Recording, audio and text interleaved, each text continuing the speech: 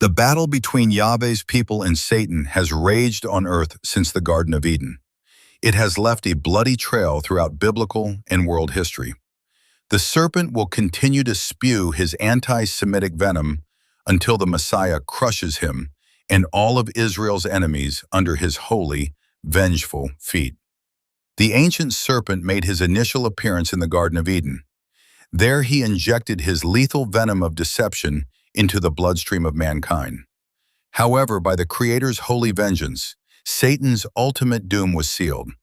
Yahveh declared to his adversary, "And I will put enmity between you and the woman, and between your seed and her seed.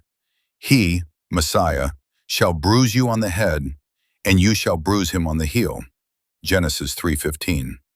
The Almighty's pronouncement of Satan's future destruction caused the adversary's hatred to rise to immeasurable proportions. In fury, the serpent went on a raging quest to destroy the promised seed through whom his ultimate defeat would come. The battle lines were drawn. Satan knew he must kill or be killed. Like all crafty serpents, he hid himself in the dust of the earth. Man, who was created from the dust of the earth, became the vehicle through which he would war against the promised seed of the woman. Poised, ready to attack, he waited for the appearance of his prey. What was the lineage of people through whom the man-child Redeemer would come? The Jewish race, through Abraham, his son Isaac, Isaac's son Jacob, and Jacob's 12 sons, was chosen by Yahveh as the lineage through which the Redeemer of mankind and the destroyer of Satan would come. Yahveh made an everlasting promise to Abraham, Isaac, Jacob, and their offspring from the 12 tribes of Israel, the Jewish people.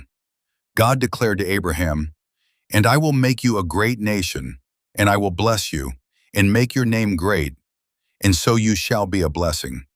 And I will bless those who bless you, and the one who curses you I will curse. And in you all the families of the earth shall be blessed." Genesis 12:2-3. In addition to these promises, Yahveh granted Abraham and his descendants, the Jewish people, an area of land from the river of Egypt to the great river Euphrates.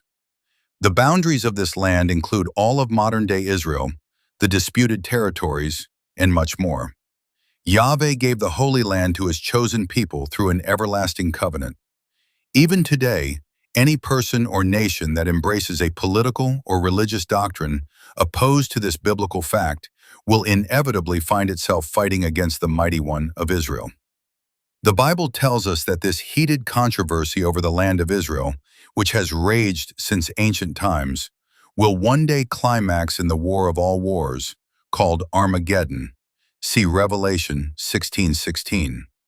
Due to the focus of this teaching, the issue of Yahveh's everlasting gift of the land of Israel to the Jewish people will not be addressed.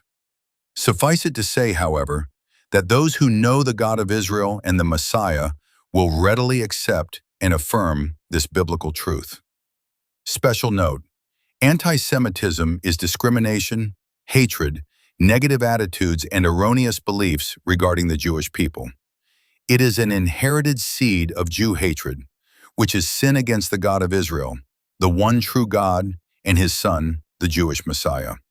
The reality is, at the core of all hatred against Yahveh, the Messiah, his people the Jews, and Messiah's born-again Gentile believers, is the ancient enemy, Satan. The devil has been at work perpetuating anti-Semitism since the Garden of Eden, when Yahveh spelled out his doom, saying, "I will make enemies of you and the woman, and of your offspring and her descendant, Yahshua, Jesus. He shall bruise you on the head, crush you, and you shall bruise him, Messiah, on the heel." Genesis 3:15. The reality is anti-Semitism is worldwide. It discriminates against Jews, but the spirit of anti-Semitism doesn't discriminate against anyone. Every nation of the earth is filled with people who have bad attitudes and virulent hatred against the Jewish people without even knowing exactly why, other than falsehoods they have been taught and embraced.